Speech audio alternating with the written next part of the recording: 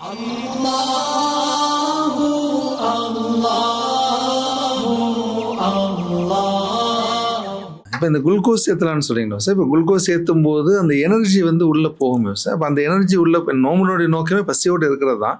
நீங்கள் குளுக்கோஸ் ஏற்றுனீங்கன்னா பலவீனமாக இருந்து ஏற்றுறோம். அப்போ ஒரு பலம் கிடைக்கும் போது அந்த நோன்புனுடைய நோக்கம் வந்து அங்கே மாறுற மாதிரி. கரெக்ட்.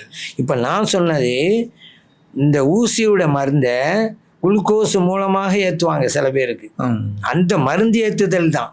தாங்க சொன்ன மாதிரி சத்துக்காக மட்டும் குளுக்கோஸ் ஏற்றுனா அது கூட. ஆனால் குளுக்கோஸ்ன்னு நீங்கள் சொன்னது கரெக்டு. இந்த ரெண்டு விஷயம் இருக்குது. என்னன்னு கேட்டால் குளுக்கோஸ் ஏற்று சத்துக்காக தான் பெரும்பாலும் பலவீனம் அடைஞ்சிட்டாரு, அதுதான் ஏற்றுறாங்க. இப்போ கூடாது. ஏன்? நோன்புடைய நோக்கம் என்ன? இப்போ நீங்கள் கேட்கலாம், ஏங்க அதுவும் இயற்கை துவாருங்க வழி இல்லாமல் தானங்க போகுது, அதை மட்டும் ஏன் கூடாதுங்கிறீங்க அப்படின்னு நீங்கள் கேட்கலாம். ஏன்னு கேட்டால் நோன்பினுடைய தத்துவத்தை உடைத்து விடுகிறது, நோக்கத்தை சிதைத்து விடுகிறது. ஒரு மனுஷன் நோன்பு வைக்கணும், தளர்வாகணும், களைப்பாகணும், அதுதான் நோம்பின் நோக்கம். இவன் பார்த்து குளுக்கோஸ் ஏற்றி தெம்பா இருக்குன்னா நீ நோம்பே வைக்காதப்பா, ஏன் நோன்பு வைக்கிற அப்படின்னு வந்துடும். அதனால தான் குளுக்கோஸ் சேர்க்கக்கூடாது. இப்போ நான் ஆரம்பத்தை உங்களுக்கு சொன்னதுங்கிறது சில மருந்துகளை குளுக்கோஸ் வழியாக ஏற்றுவாங்க. மருந்து ஏற்றுவதா மட்டுமா இருந்தால் தான் அது கூடும்.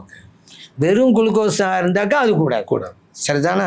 அடுத்து இல்லைங்க சத்து குளுக்கோஸ் ஏற்றுனா தாங்க அந்த ஆள் தெம்பா இருப்பார், இல்லாட்டி அவருக்கு ஆபத்துங்க பாதிப்புங்கண்டா நோன்பை விடட்டுமே, மார்க்காக தானே சொல்லுது, நோன்பை விடுங்க, ஒரு கட்டாயப்படுத்தலையே.